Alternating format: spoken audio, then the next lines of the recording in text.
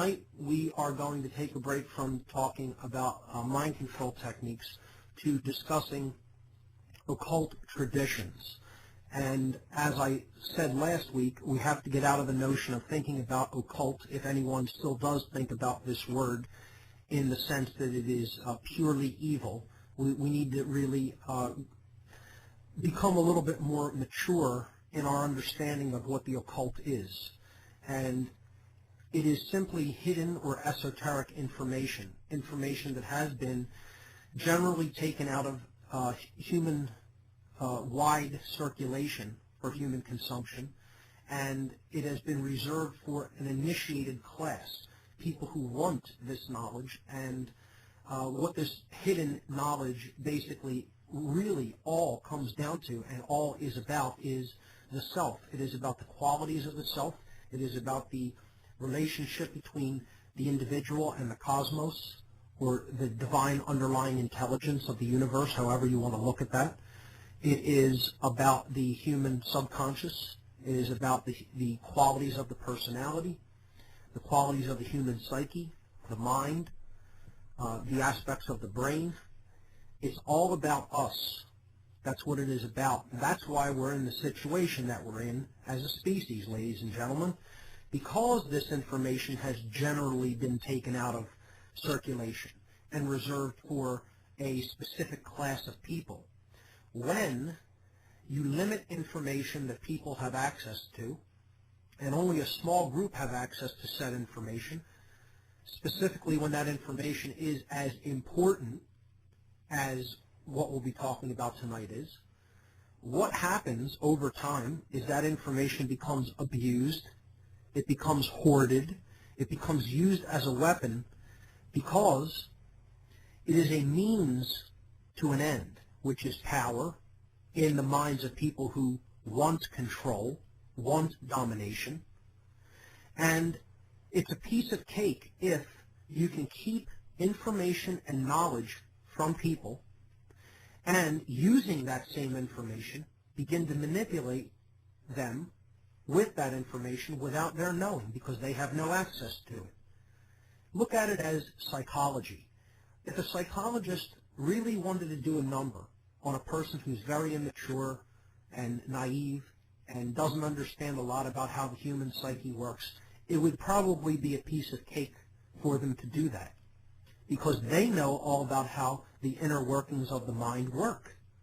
And the person that they would be wielding that information on like a weapon does not. So they would almost be powerless to defend themselves against those methodologies unless they became aware of them. And that's what this is all about. That's what mind control is all about. Mind control is basically using information that other people have been denied access to as a weapon against them. And the only way they can really come out of that is to be initiated, meaning they develop the desire to understand that information because they understand how important it is, and because they begin to understand that it's being used against them. They develop the initiative energy and effort to learn about how that works, how those processes of the human psyche work. So that's what the process of coming out of mind control is all about, and that's why I'm teaching occult methodologies. I'm teaching occult philosophies and ideologies. And there is no blanket good or bad when it comes to this. It is how it is used. This information is simply a tool to which we have access.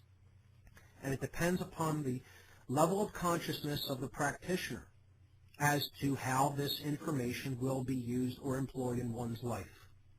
So with that having been said, let's begin again our discussion of Kabbalah, which is an ancient Judaic mystical tradition that is the underlying and foundational tradition that really underlies and supports all the Western mystery traditions in general.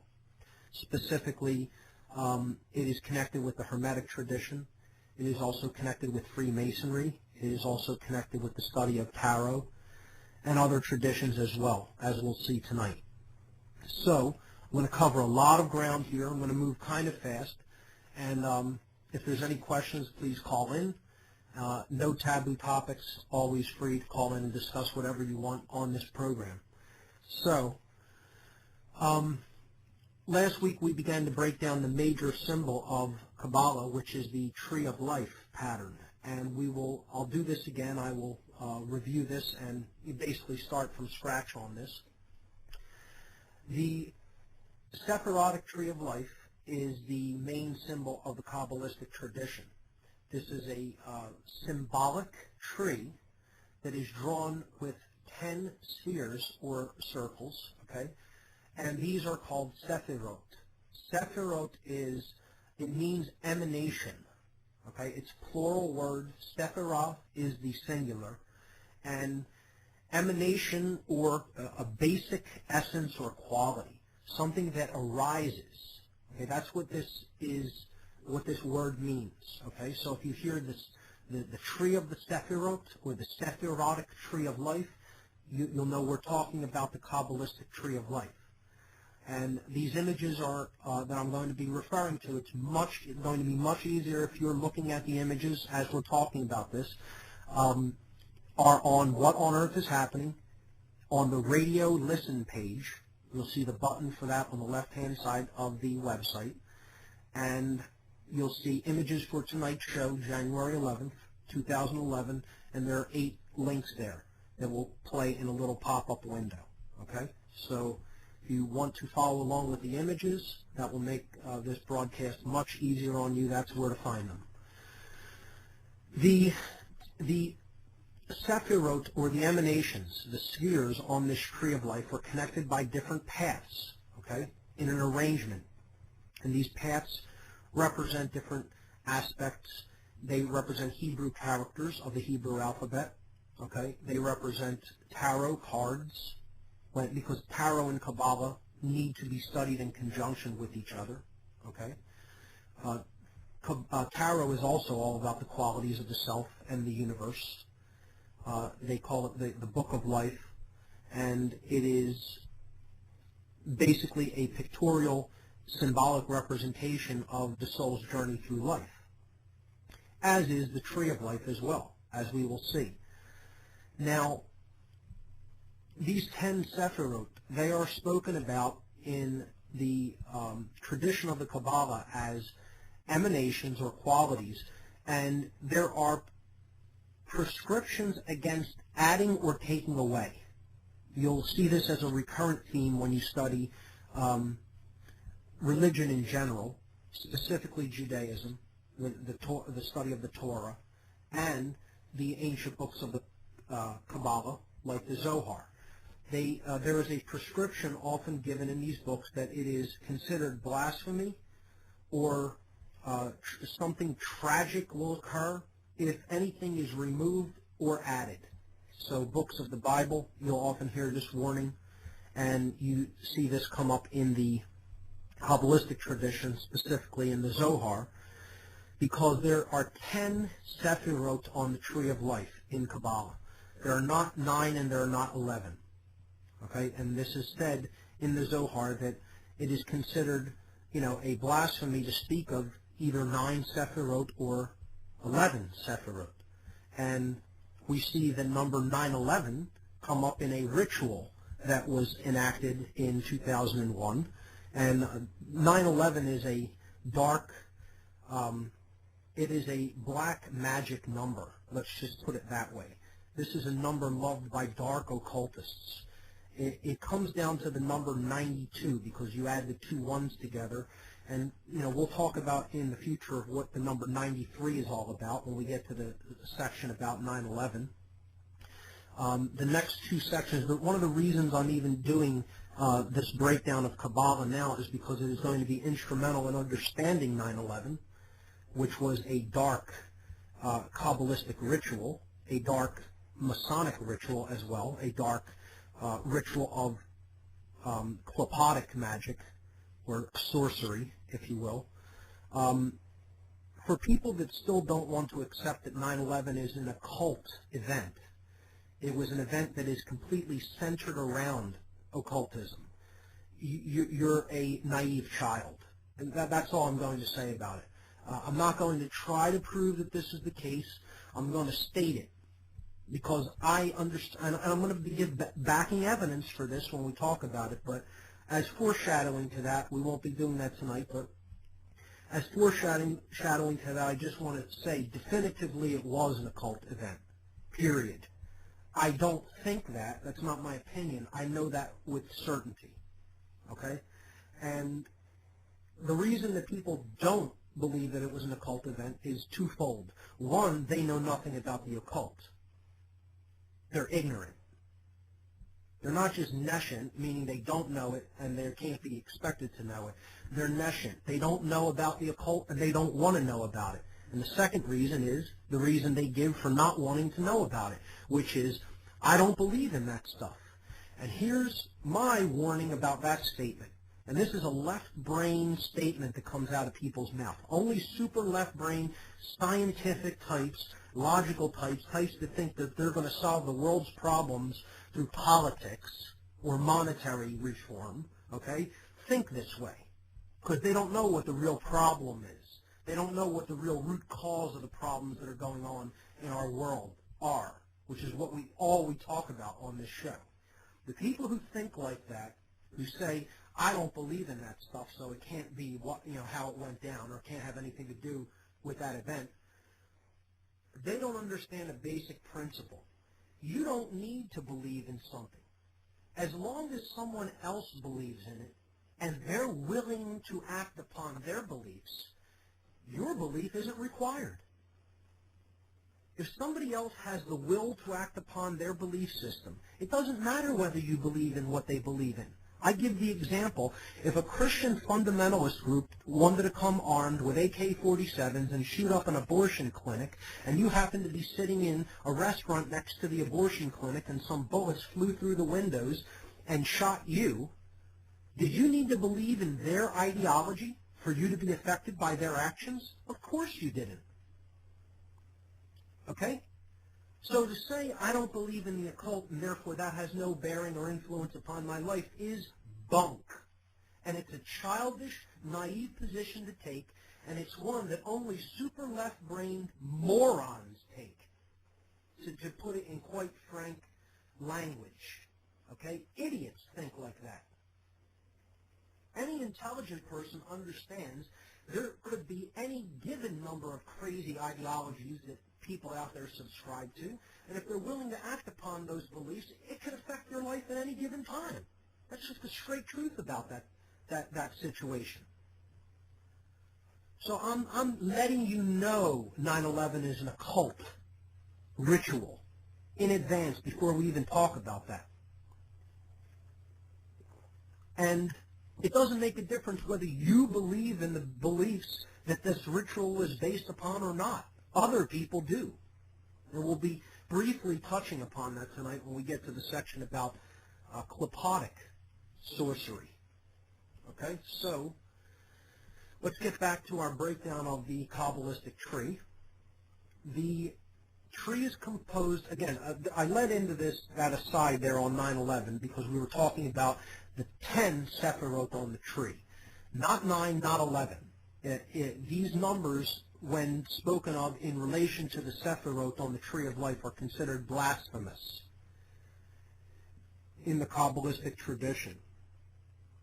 So, of course, this ritual was named after this concept of blasphemy. It's because it's dark Kabbalism. It's not true Kabbalah.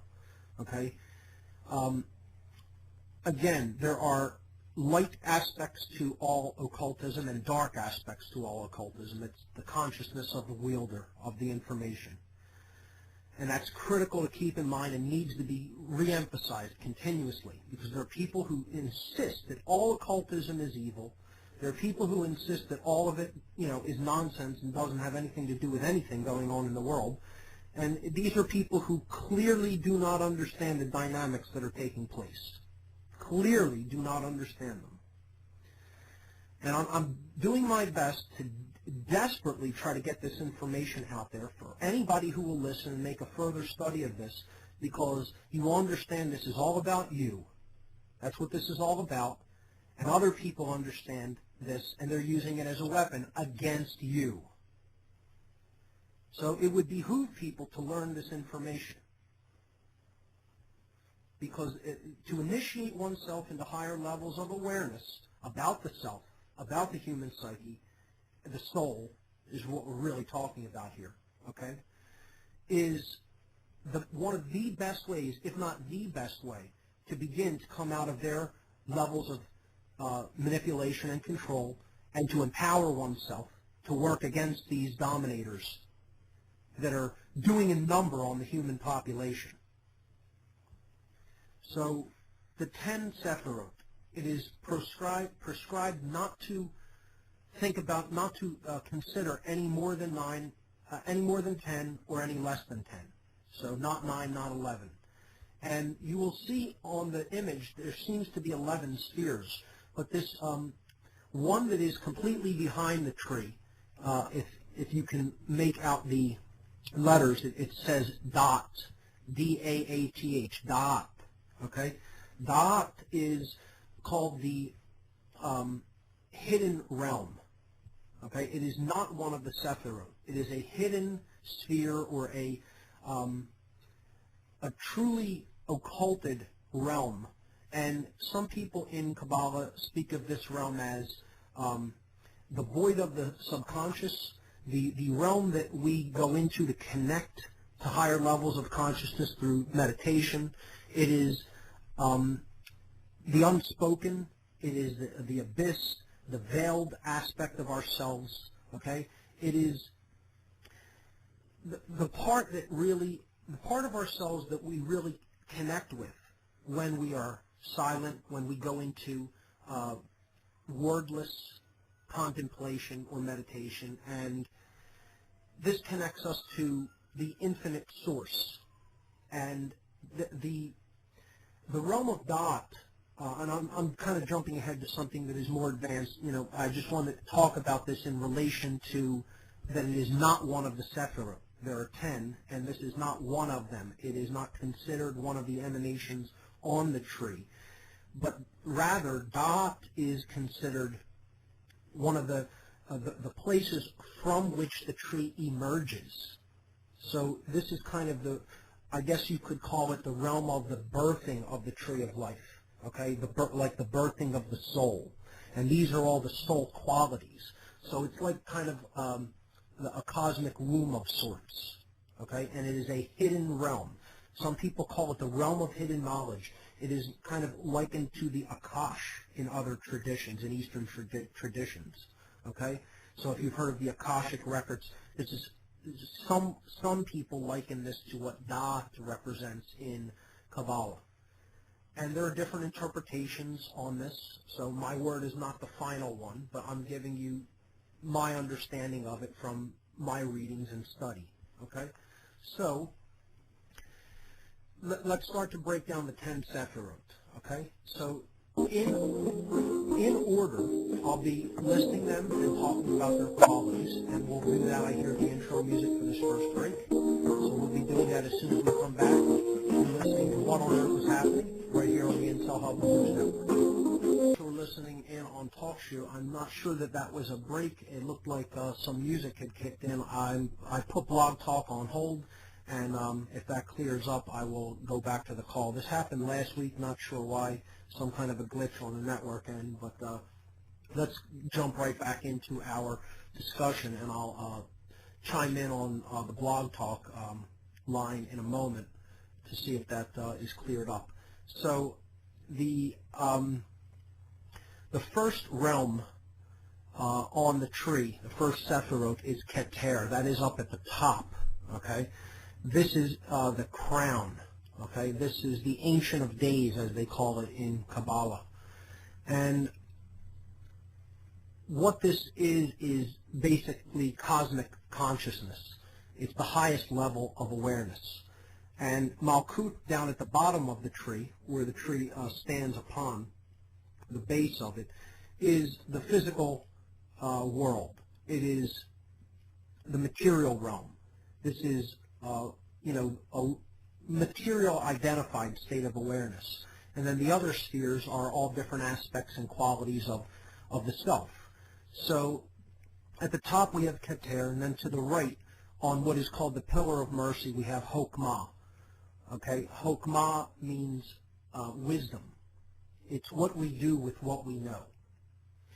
On the left-hand side, from Hokmah, we have Binah, B-I-N-A-H. This means understanding. So this is simple knowledge. Okay. Hesed, on the right-hand side, on the Pillar of Mercy, this right-hand path of the tree. Okay, it means mercy, Hesed. On the left-hand side of the Pillar of Severity, right in the middle, for which it is named, is Geburah, which means severity. These are different aspects of how we can deal with ourselves, with others in the world. We can exercise self-control, which would be like Geburah, or we could exercise influence upon others, which would be Hesed. Tiferet, in the very middle of the tree, is the heart. This is the care qualities of the individual. I'm going to check back with Blog Talk real quick. From the burdens and protects your property. Our system is often superior to... Okay, they are in the call, so in the ad play right now, so I'll go back to the commercial and hold on through that. Okay, here we go. If you want to know more... Okay, so we were discussing the Tree of Life in the Kabbalah, and we had a little bit of technical problems. Those are cleared up, and I was talking about how there's 10 Sephirot or emanations on this tree. They represent different aspects of the personality, the psyche, soul qualities, in other words, and they're arranged on 3 vertical paths. So if you look at image number 1 on the site, you will see that there is 3 pillars or paths. The pillar of severity is on the left, the pillar of mercy is on the right, and the pillar of mildness, sometimes referred to as the pillar of will, is between the two, in the middle, referred to as the middle pillar simply sometimes.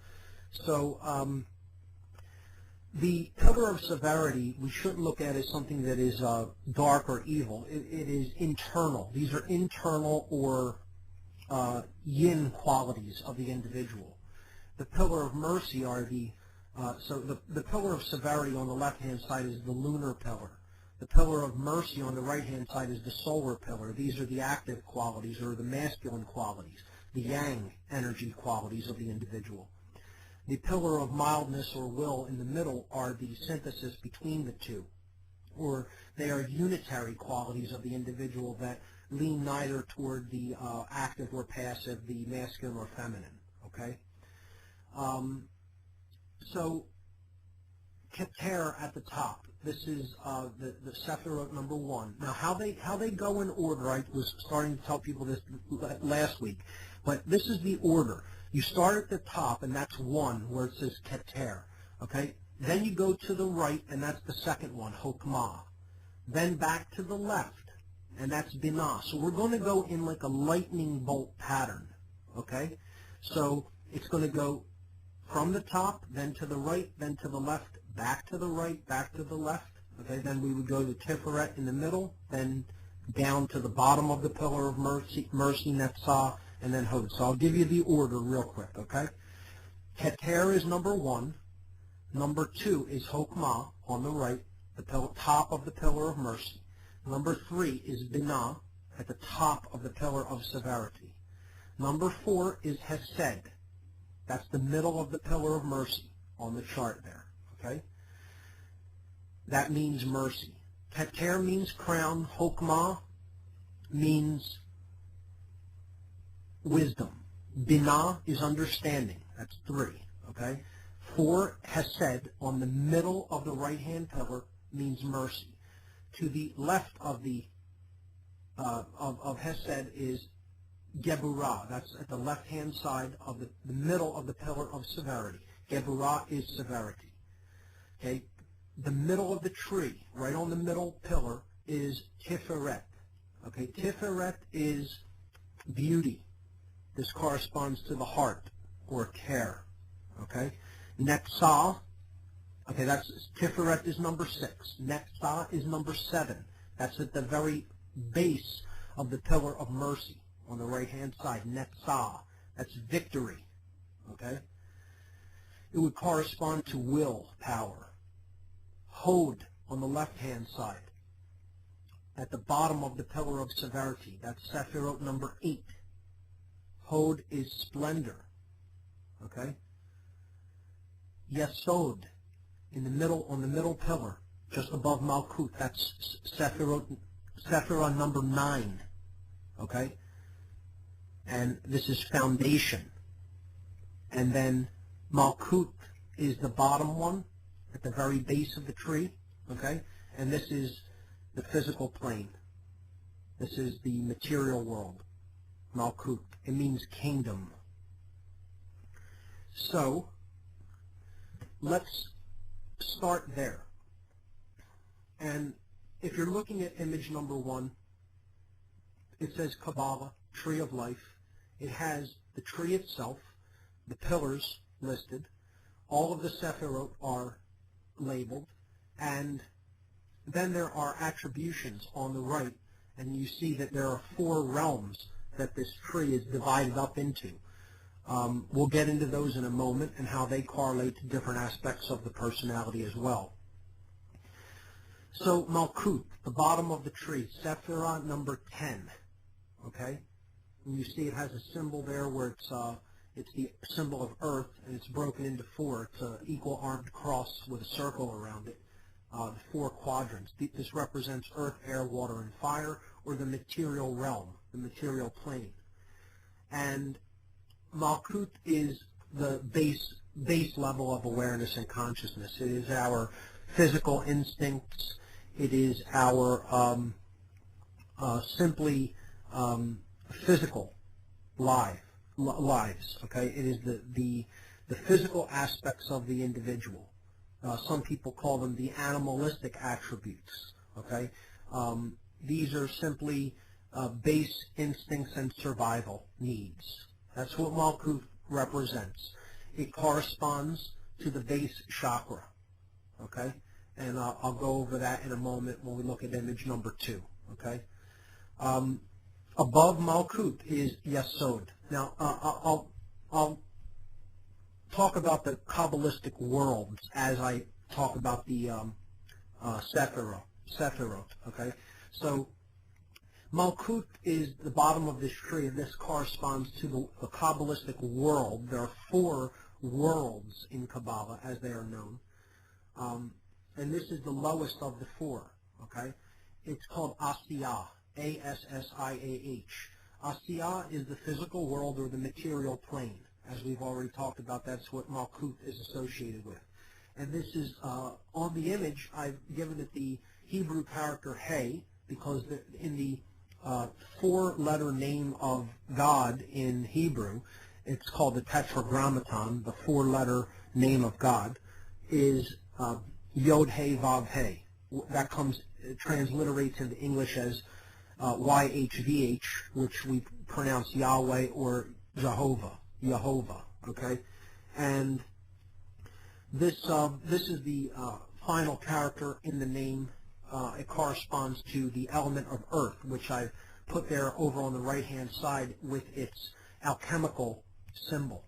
So Assiyah is the physical world, the material plane, or the element of earth, and it corresponds with Malkut. Now, as we move above and out of the pure identification with the physical world, we have other attributes that we develop in the course of our lives, and we basically start to go up into higher planes of development. The first is the mental plane, then the emotional plane, then the plane of the will. And these correspond with different Sephirot, okay? Specifically, they correspond with what are called the triangles. There are 3 triangles that form the other 9 Sephirot, okay?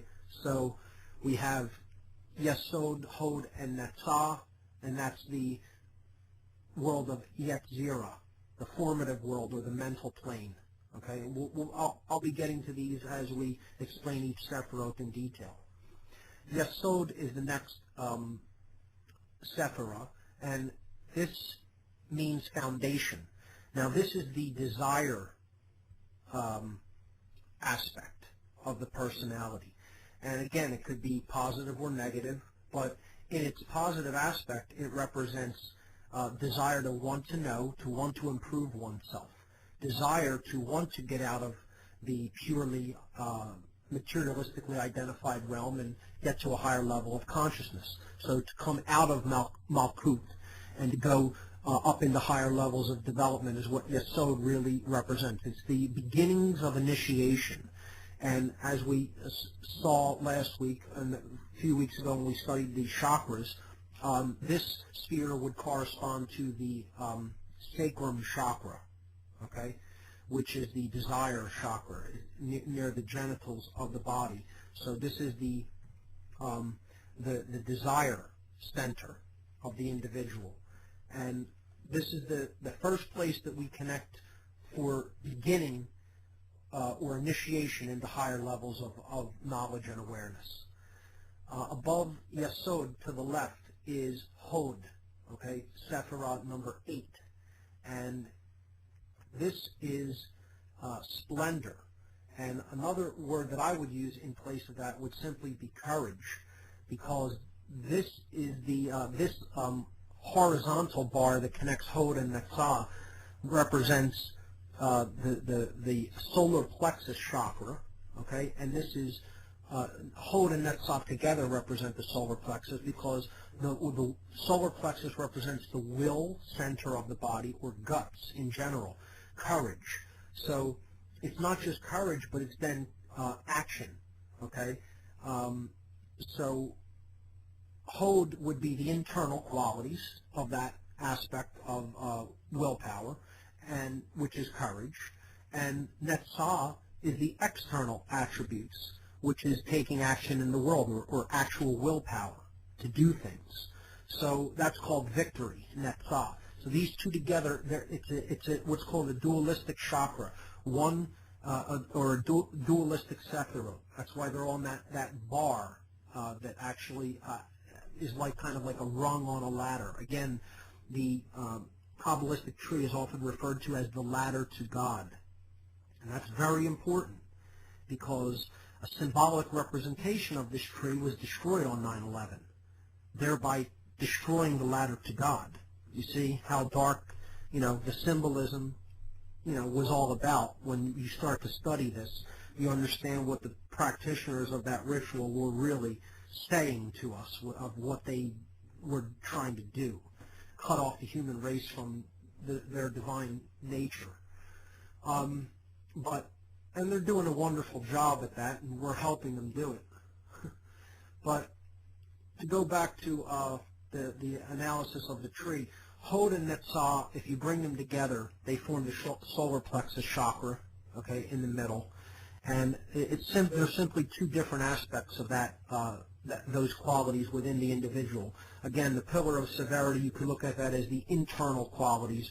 So Hod would represent courage, and the external qualities on the pillar of mercy, Netzah would represent actual action in the world, getting things done, willpower to get things done. Okay. Now this is where we left off last week with Tiferet. Okay, Tiferet is beauty. That's the very middle of the tree of life, and you see it has the most connections to it because this is what the universe centers around, and it's given the attribute of the sun in the Kabbalistic tradition. Okay, I liken it to the earth in the system of the chakras. Okay, because that's the heart chakra of the solar system, and indeed Tiferet represents the heart chakra as well. And this is the realm of beauty or care or concern. It is love, essentially, love energy. The generative principle, care. That's what Tiferet is all about. And when in the Christian tradition they say, none come to the Father but through me, and these are words attributed to Jesus, we see that Keter is the Father, and it's the Ancient of Days, okay, and that represents the actual God, or the Creator God, okay. Tiferet represents the son of that quality, okay, of that force, which its attribution is the sun. We see in astrotheology how Jesus is a representation of the sun, which we studied in previous weeks. And we can see that it is the path along the middle pillar that you must pass through to get to Keter from Malkut. Okay, the Yesod is on the middle pillar as well, right before. We just lost our blog talk connection. I'm going to add it back in, folks. Bear with me.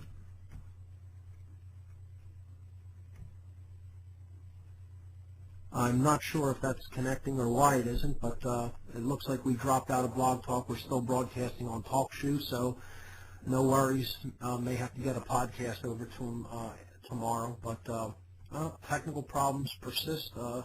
It happens. What can I say? So that's why I record live here, and everything is backed up. So I take no chances. So I'll just continue, and if Blog Talk comes back in, we'll add it back.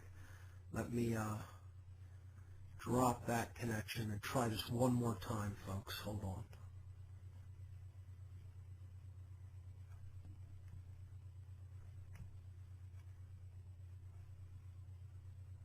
No, doesn't seem what... Oh, there it is. Okay. All right. If anybody can hear us...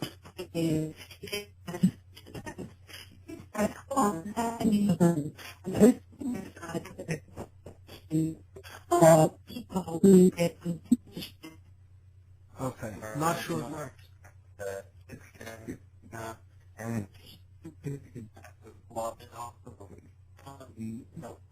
Not sure if anybody can hear us on Blog Talk, but I'll try to continue. So hopefully that problem is cleared up. But here we go.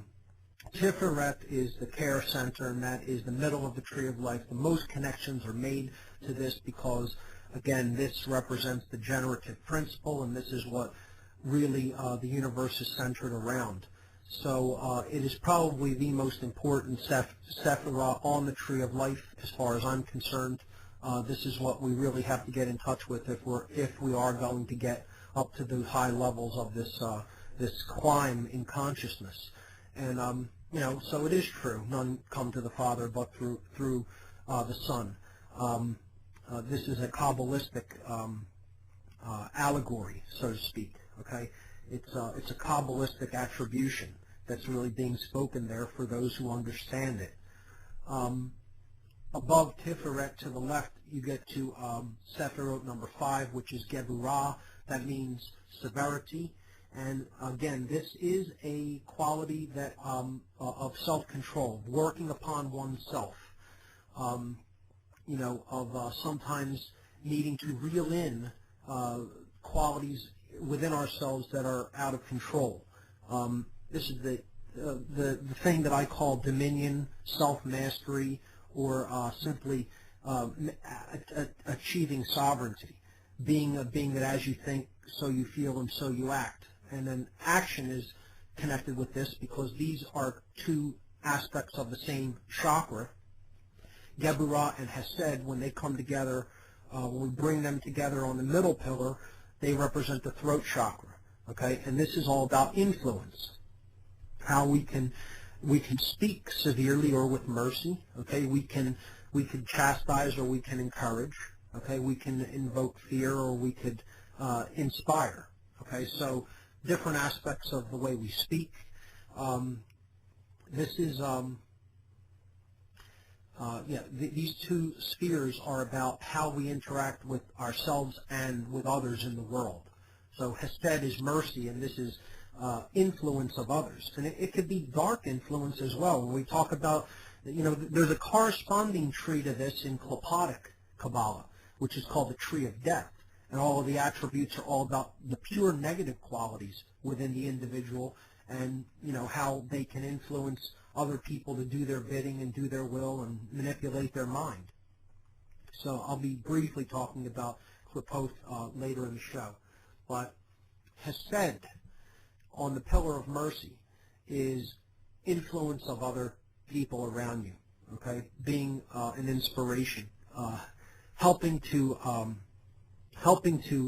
help others to attain higher levels of awareness if we use it in the proper aspect. Okay, Binah this is Sephirot number 3, Sephirah number 3 now, and this is on the top of the pillar of severity on the left-hand side. Binah means understanding, and understanding is an intellectual quality, and it is simply pure knowing, and it is the internal quality. Again, it is the knowledge that we carry within us through our experiences, through our readings, through our studies, through who we talk to, who we pay attention to, what we watch and listen to as far as media goes, etc. These are all the mental qualities of the individual. The right-hand side, and it looks like Blog Talk dropped out again. I apologize for that, folks. I'll try this one more time. If this doesn't work, I'm going to just disconnect from Blog Talk so we're not interrupted any further. Okay, I'm not getting a connection, so I'm going to drop out of Blog Talk, and we're just going to continue on TalkShoe, and I'll have to send Bob a podcast tomorrow. That's all. So Binah is the internal qualities of knowledge, okay, and it is simply what we know. Okay, so this is, again, on the pillar of severity, which is the internal pillar. So it is simply knowledge or understanding.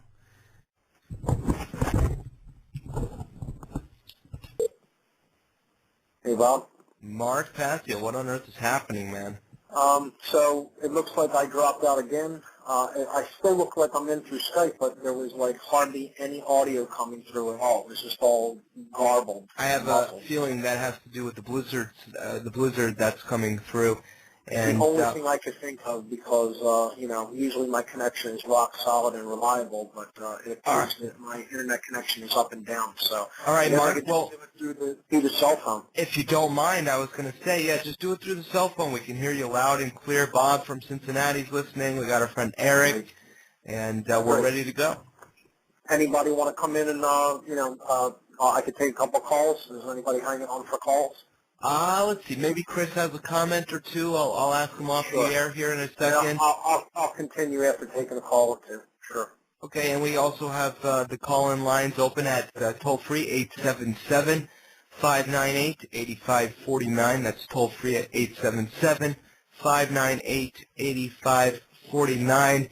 And Mark, why don't you recap as to where you were, and I'll see if anybody wants to speak on it. Great. So I was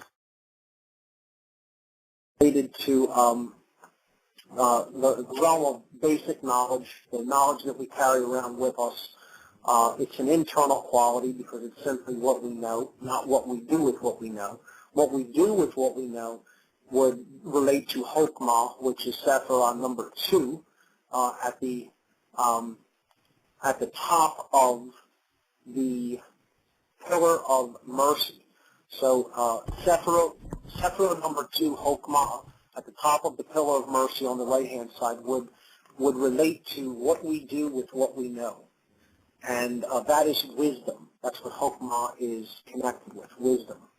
So that is the last Sephirah before Keter. Keter is, of course, the crown, which represents the highest level of consciousness that human beings can attain to, and it is the top of the pillar of mildness, or the middle pillar. So if you look to the right of this chart, you will see different attributions given to these levels of the tree. The three triangles, the three Sephirah that form a triangle between Yesod, Hod, and Netzah, just above Malkut, represents the world called Yetzirah, or the formative world. This is the mental plane. It is the alchemical attribution of air.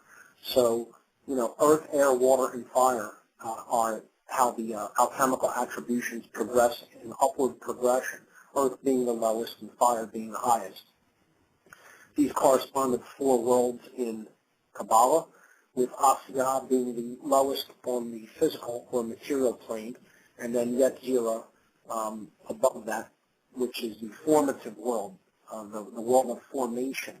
This is where ideas begin to take shape.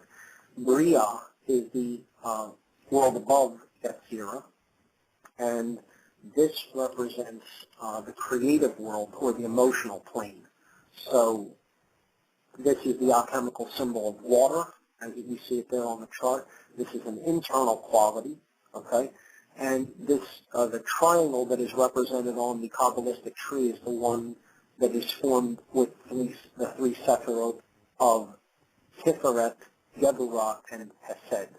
It's a downward pointing triangle, is a downward pointing triangle, as is the triangle that is formed by Yesod, Hod, and Netzah, or the world of Yetzirah. So Bria is I guess you could call it the sacred feminine aspect of the worlds of Kabbalah. It is the internal aspects. It is the purely created world. Some people call this I'm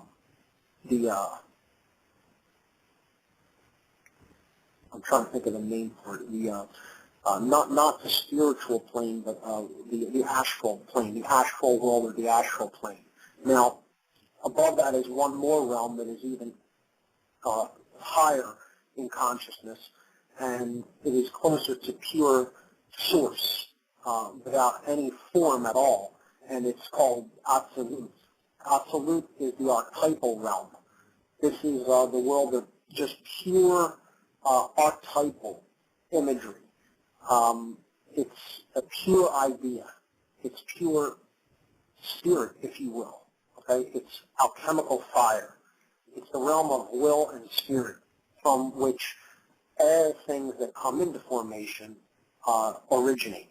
So this is given the Hebrew character Yod, which is the first name in the Tetragrammaton, and it also corresponds with the alchemical symbol of fire.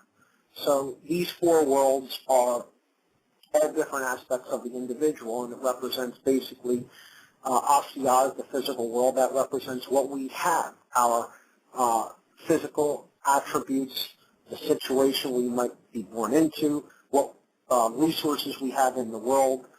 It could correspond with money. It could correspond with, what our talents, our basic talents are. Yetzirah is the formative or mental plane. This would correspond with, how we use our mind. It would basically relate to the things that we study and take into ourselves intellectually, and our capacities in that regard. Bria, the creative world or the emotional plane, is how we use our heart. And again, Tiferet is based in this world, and this is basically care. It's our water. How do you carry your water, in other words? So this is the realm that has to do with the generative principle, the creative world, care. What we care about is what we create. Absolute, the archetypal world, is the world of pure spirit, or the plane of will. It's ultimately what drives everything. And that's the archetypal world, and that's alchemically attributed to the concept of fire. Now, moving to the next image here, to move along in these concepts, we see the tree of life and its relationship to the chakras. I was briefly explaining this last week, but I made a visual representation of it.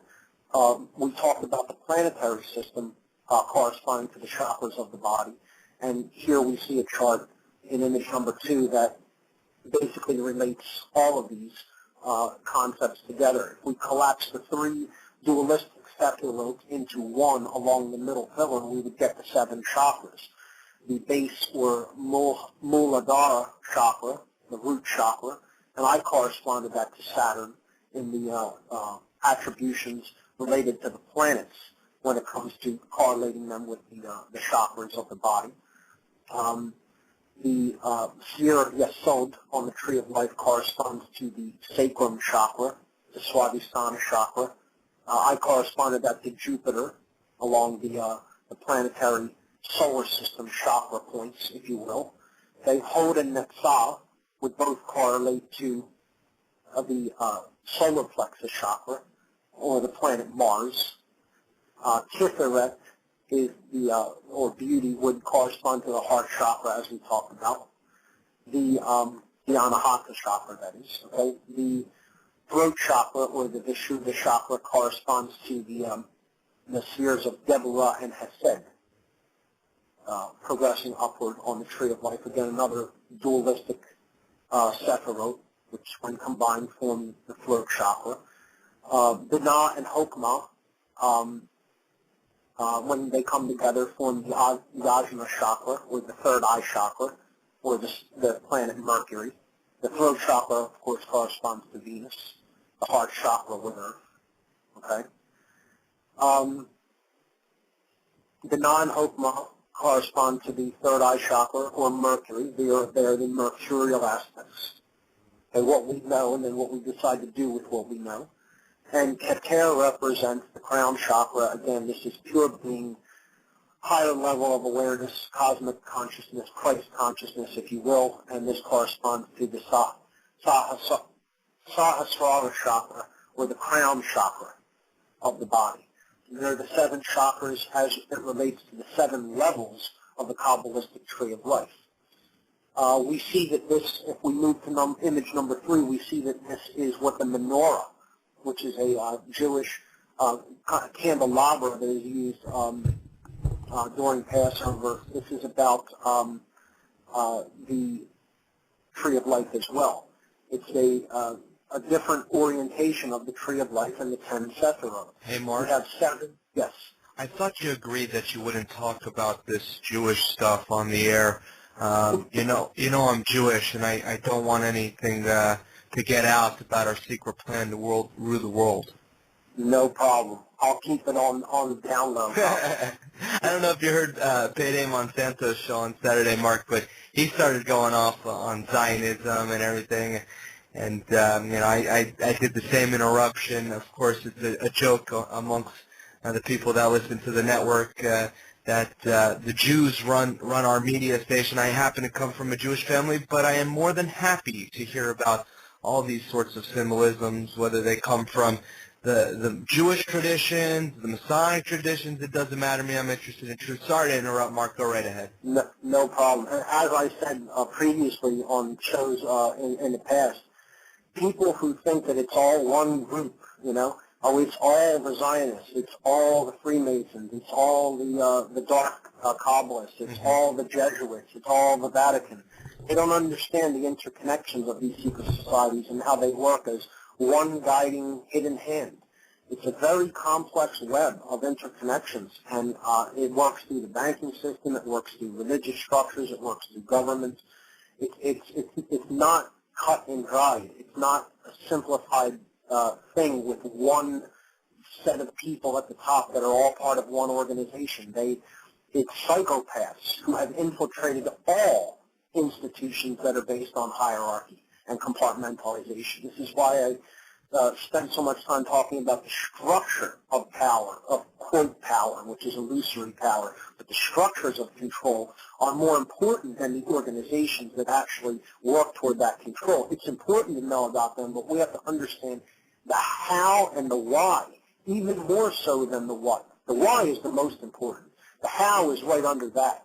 Then we can understand the what and analyze it, from a left-brain perspective about who is involved and, what those organizations are all about and how they work. But we have to understand this is a complex, interwoven strata of secret society networks working together, and it's no one group. There are good and bad in all philosophies and ideologies as far as the way human beings use them. So I'm sure there are people in the Jesuit order who are good-hearted people, and there are people I know plenty of people in Freemasonry that are very good people and are working toward the betterment of mankind. The people in the Kabbalistic tradition, there are tons of good people. All of these things, however, can be twisted and perverted and used for selfish reasons and for reasons of control. So, again, we have to elevate our understanding of this into a more mature perspective, as opposed to this childish notion of saying it's all one group of people and they're doing it all. Let me just add one quick addendum. Sure. In addition to that, we were talking about this as well on the Payday Monsanto show, and definitely want to plug his show, Mark. As you know, he's from the Philly area, and Absolutely. he'll be at the Free Your Mind conference, definitely, just to be there as a student, just like I am, and also to mingle and perhaps maybe have a performance of sorts. We'll have to work that out with him off air. But anyways, that's besides the point. I was going to say real quickly that we were talking about the fact that most Jews, they have no idea about the Kabbalistic traditions, if you will. They have no idea. The average Jew is more aware of his corned beef sandwich and his pickle and his, his bankroll or whatever. And they don't really know the first thing about this. They don't know that when they're calling someone goyim, that's referring to other human beings that are not Jewish as cattle. They don't know this. They just think of it as non-Jews being goyim. So the average Jew is a sheeple and is just as much a brainwashed victim as the average Freemason who maybe doesn't know the true nature of it and so on. Absolutely. And that's what I'm doing this for, is to bring awareness and hopefully inspire people to study a tradition that is rich in its understanding of human consciousness, like Kabbalah, because so much can be gained from a study of this, a deep, in-depth study. And again, I couldn't possibly, on the air, no matter how many weeks we really covered this, cover all of the different aspects of the Kabbalistic tradition. All right. It is a lifelong study. Now, Mark, Yes.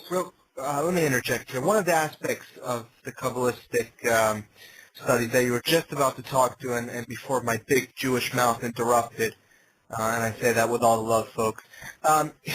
Anyways, one of the things you were going to say, and it piqued my interest, was something about the menorah. Tell me more. Yes.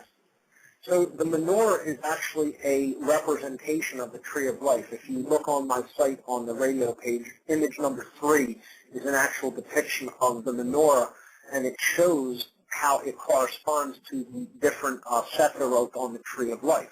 There are 7 candle holders on the menorah, and they are basically in a U-shaped pattern in 3 U-shapes that cross a middle pillar, being the middle candle. So if you look at that middle candle as the middle pillar, okay, and you have the 3 external sephirot, okay, on the left representing the path of severity, the pillar of severity, being Hod, Geburah, and Binah. Okay, as you're all the way to the left, 8 is Hod, 5 is Geburah, 3 is Binah, okay, on the left-hand side, right? On the right-hand side, we have, starting from the outside, Netzah, Hesed, and Chokmah, going up on the path of mercy on the right-hand side. So the very top, or the middle candle holder at the top would be Keter, okay? And then along the middle of the tree, where the 3 U-shaped holders cross the middle candlestick, we would have the 3 other, the 2 sephirot, and then the hidden realm on the middle pillar, being Da'at at the top underneath Keter, Tiferet right in the middle on the second rung, and then the middle rung, and then at the bottom, Yesod. It's difficult to understand that by just an explanation over the phone, but if you look at the image, it becomes very clear. Of course, the base, or the actual bottom of the entire candelabra, would be Malkut, or the physical realm, which is the base, or the thing that holds up the rest of the tree. Okay, folks, welcome back to What on Earth is Happening with Mark Passio, your host. That's the last break for today's show. We're going through the rest of the program for the next half hour, commercial-free. What on earth is happening? Here we go. Mark, we have a question for you from the chat room. Bob from Cincinnati wants to know. So we now understand the spheres and pillars of the Kabbalah. How do these Kabbalists use this as a vehicle for power or dark occultism? Mark? Well, I would say chiefly in two ways. The first is a simple understanding that these are representations, symbolic representations of qualities that are indwelling within the individual and within consciousness itself. In understanding that, simply understanding the motivations of human beings and being able to basically predict their patterns of behavior, because you know that they do not have that same understanding that you do about the human psyche, puts you at a distinct advantage over them in whatever aspect or particular manipulation or machination that you want to perform. So the knowledge itself of these different soul qualities, if you will, if they are held by people who have a propensity to desire control in the first place, can act as a mechanism for power and being a weapon to be held over the heads of people who are simply dwelling in ignorance, pure ignorance.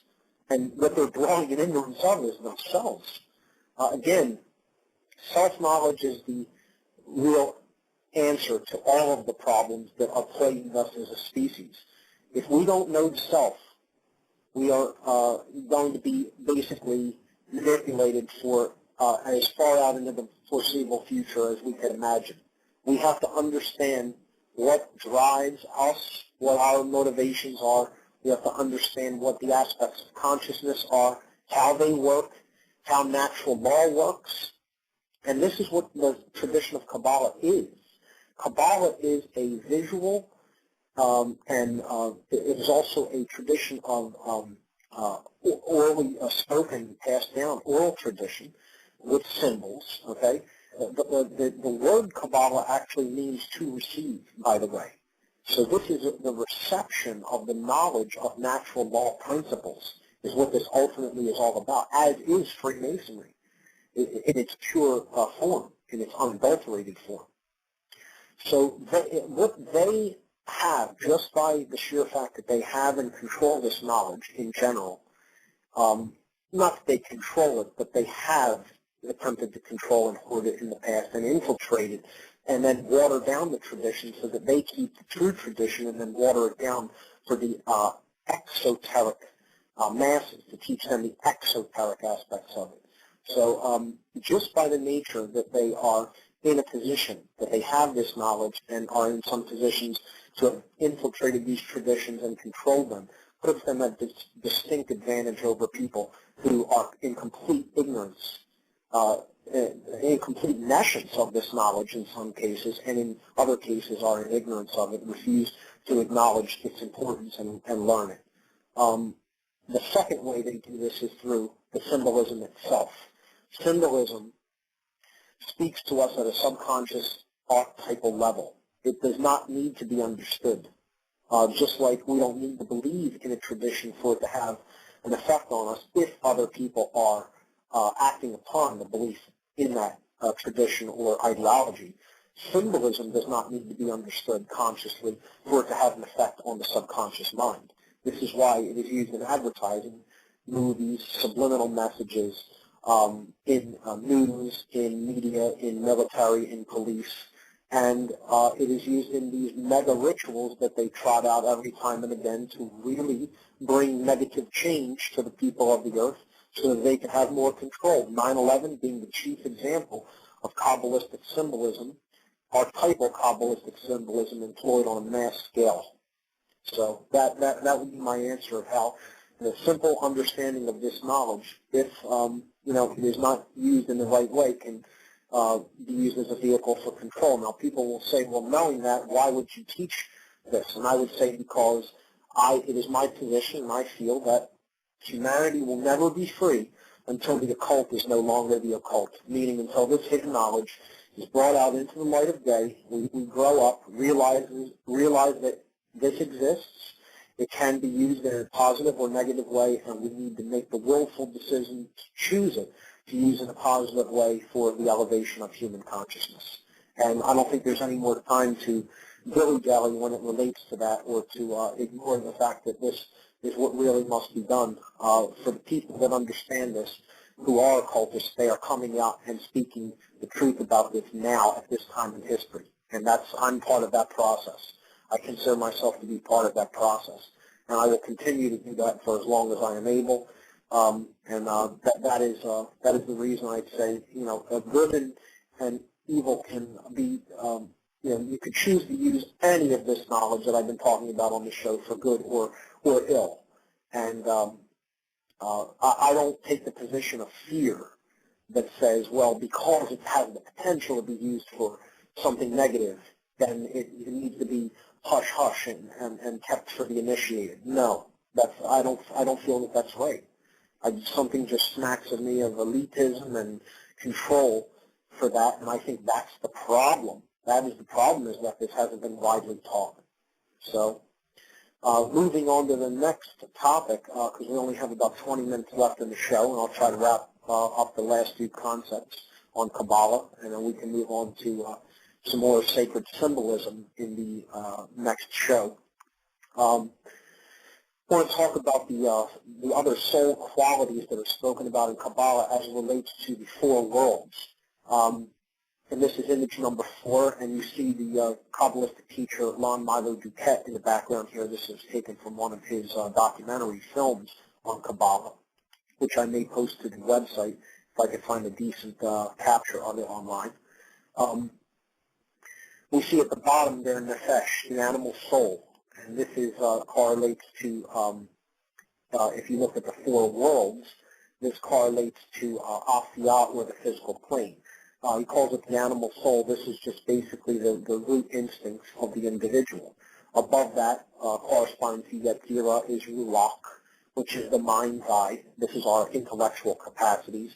Of course, this corresponds to the Vav character in the Tetragrammaton, which you see a nice visual depiction there on the left. Okay. Above that, this would correspond to the world of Bria, which is Neshama. Neshama is intuition. This is the sacred feminine quality. Again, that world corresponding with water, and it's the first Hay character in Yod Hey Vav Hey. And above that, we have the universal life force, okay, or alchemical fire. This is Atzilut in the worlds of Kabbalah, in the four worlds, and this universal life force is known as Chia. So these are the four life qualities or soul qualities in Kabbalah. We see over and over again that 1, 4, 7, and 10 are sacred numbers in the Kabbalistic tradition. These come up over and over again.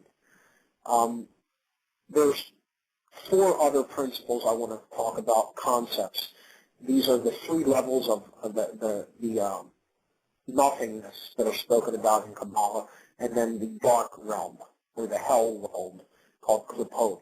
So if you look at image number 5, you'll often see this depicted above the tree of life, these 3 levels of nothing, as they talk about it in the Kabbalah, of the void. These are realms that are realms of the creator intelligence itself. And they are called the Ein Sof Or, which is the boundless light, which is above Keter.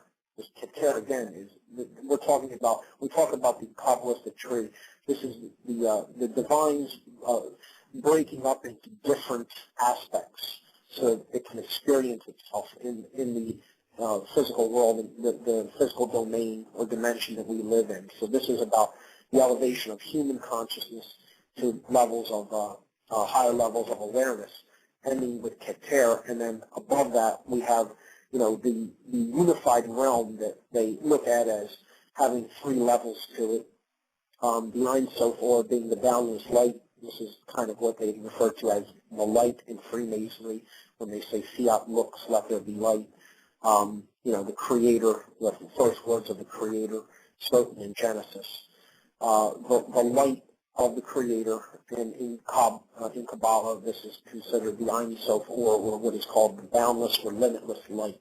Above that realm, you have something that is even beyond the light, which is the potentiality of creation, which is the boundless itself.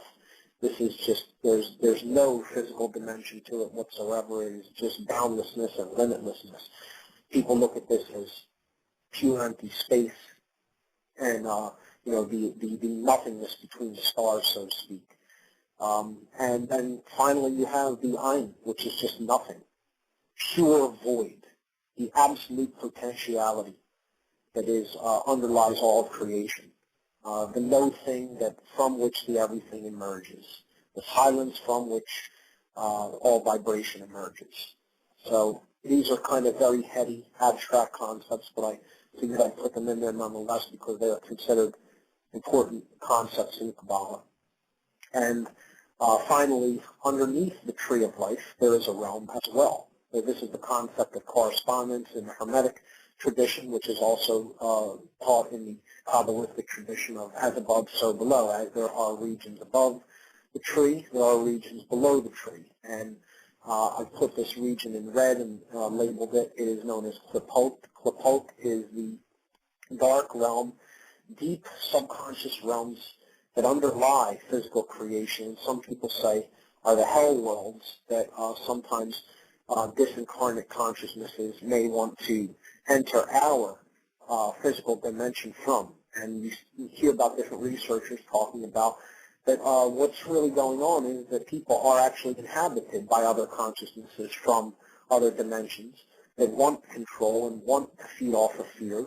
And this is what Klipot is. Klipot is this hell world where it is basically the deepest and darkest recesses of the human subconscious that connect with other dimensions of existence that are very dark and not geared toward the elevation or mastery of the individual, but toward the control of the individual. And dark Kabbalists practice what is known as Klipotic Kabbalah.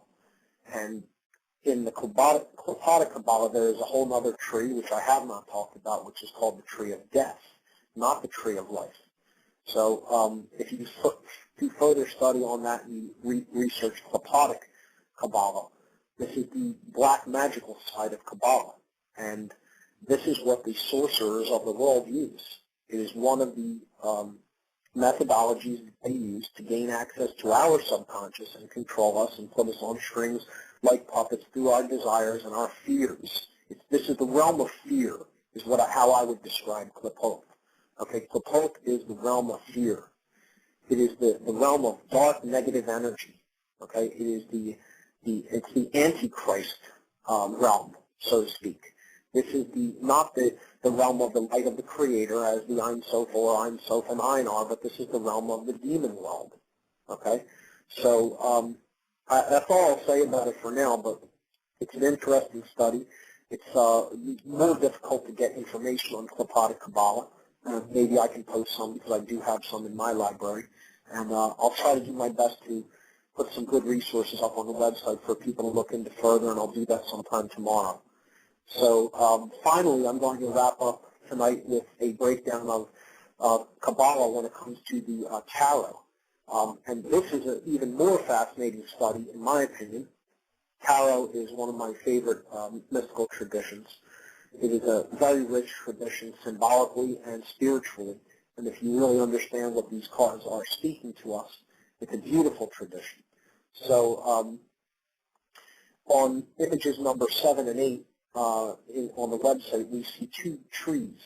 The first tree, image number 7, I didn't get a chance to label it. I put this up last minute, and I'll label it probably for the podcast images.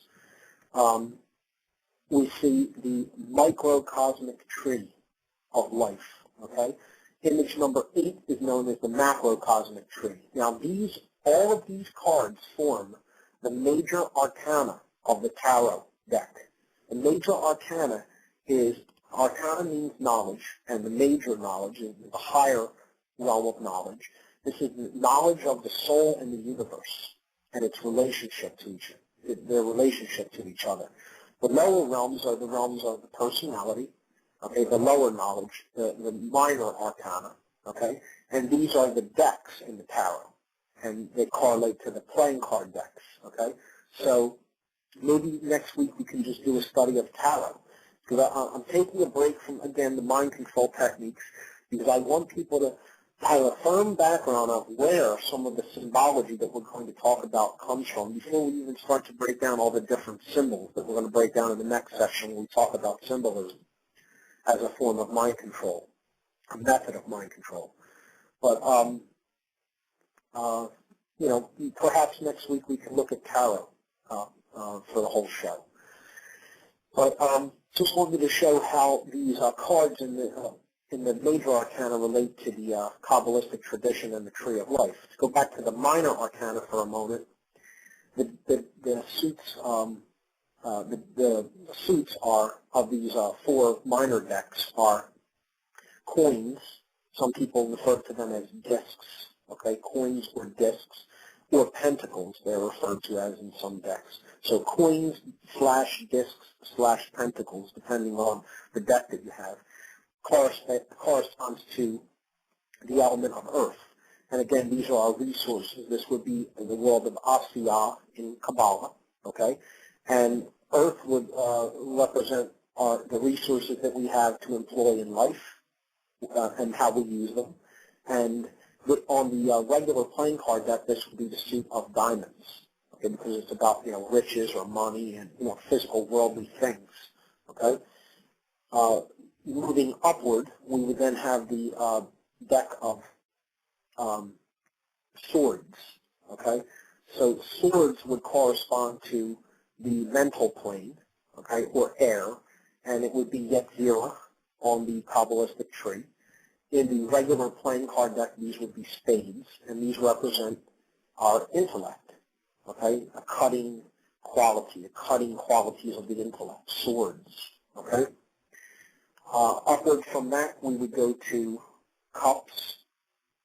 Cups would represent the emotional plane, and this would be Bria on the Kabbalistic tree, okay. This is the alchemical quality of water, hence cups, which, you know, are chalices, the sacred feminine, in other words, the emotions, okay. On the regular playing card deck, the cups correspond with hearts, the suit of hearts. And then the highest deck would be, of the minor arcana, would be wands, which correspond to fire or will, okay. This is the realm of absolute in Kabbalah, and on the regular playing card deck, this would be clubs. Now you'll notice in the regular playing card deck, the entire major arcana is missing, representing taking knowledge of the self and its relationship to the universe out of the playing card deck and relegating it to just a game. Okay, none of those images are in the modern deck of playing cards. Okay. The fifth element is left out of the equation, which is the soul, the spirit. So if we look at these two tree depictions, images number 7 and 8, as it relates with the tarot, I have laid the major arcana cards out according to their numbers in the same positions as the Sephiroth on the Tree of Life. Okay? Now, the dot spheres, okay, which is the second down from the top on the middle pillar, the second card, we look at the very top card on number 7, that's the Magician. Underneath that, I put the Soul, or the Fool. Okay? This represents soul on the microcosmic tree. If you look at the corresponding position in image number 8 on the site, okay, and these may be different images in the podcast. You have to understand that. These are just the images for the live show. Maybe I'll just keep them in that position to avoid confusion and then tack on anything underneath, you know, if I add anything else. So the world is that corresponds to the position in of dot on the macrocosmic tree. So these are what these two trees are about. The first one is all the qualities of the individual, as it makes its journey through life, and the second is about the qualities that we see enacted in the world. Okay, so I'll start at Malkuth. Malkuth at the bottom is the material world. Okay, on the first tree, the microcosmic tree, and this is the Wheel of Fortune card. So this is the material plane. Okay, above that we have the Hermit, and he corresponds to Yesod. Yesod is a desire for knowledge and initiation. We see the Hermit holding the lamp, understanding he's in darkness and wants to, move on in search of the light. To be initiated, he's the initiate. Okay, the Strength card, which represents internal qualities of courage, and the Chariot card, which is on the sphere of victory. Okay, this is the solar plexus chakra, courage and will. Okay, so we have the Malkuth at the bottom, the material plane. I made it red. The Yesod sphere, which is orange there, the Hermit, and the yellow sphere, which corresponds to the solar plexus. It's the courage card or strength, and the Chariot, will. Okay, so this is Hod would be strength, and Netzah would be the Chariot. Then the Lovers is Tiferet, the heart chakra, there in green. Okay, and we go up to the Hierophant and the Emperor. So this is the throat chakra. These are the way we interact. Hierophant would represent Geburah, severity, self-control, and Emperor would represent Hesed, mercy, or influencing others. And then we have at the top bar, just below Keter, we have the Empress there on the left, representing understanding or Binah, and the High Priestess on the right, representing wisdom or Hokmah. So the Empress would be the knowledge we carry with us. The High Priestess would be wisdom, what we do with what we know. And then, of course, there is self-mastery, representing the magician, elevation to higher levels of awareness and consciousness. He's at the top of the microcosmic tree, which is the goal in the physical world of the fool. Okay, but ultimately, they grow from, this whole tree grows from the 0 points, which is the fool, and it's that represents the soul's journey into a state of incarnation on the earth plane. Okay, so that's the microcosmic tree. The macrocosmic tree deals with the forces of nature and natural law in the external domain or the universe, seemingly external, I should say. So we have the Judgment card at the bottom, representing Malkuth, or being kind of stuck in the material plane. Or you can look at it as rising from the material plane. The angel is calling one upward out of the material realm and awakening them from their slumber, from their tomb, from their graves, okay, blowing the trumpet. The Judgment card corresponding to Malkuth. Above that, we have the sun, the moon, and the star. The 3 cards corresponding to the triangle that represents Yetzirah. Okay, these are the qualities that we've been talking about over the last several weeks, which is, correspond to the religions. I have a minute and a half. I'll try to break this down quickly, and then we can continue next week with further exploration of the tarot. So above that, we have the Tower card, representing change and the generative principle, how change is created, ultimately created through the heart. And it's funny that that's where we left off last week when I started to break this down, talking about the heart and Tiferet. So only appropriate that we leave it off there this week. I won't go any further. I'll leave it there. And we have about a minute left. Like I said, we'll talk more about tarot next week. Maybe I can complete this breakdown of the microcosmic and macrocosmic trees, and then we can look at the tradition of the tarot. Hopefully we won't have too many audio difficulties. Looks like that was all blizzard related. We're in a full-blown blizzard here in Philadelphia today. But I guess that's all we have time for, folks. I want to thank everybody for listening. Sorry I didn't get a chance to take more calls. You've been listening to What on Earth is Happening right here on the Intel Hub News Network. I'll see everybody right here next week. Thank you and good night.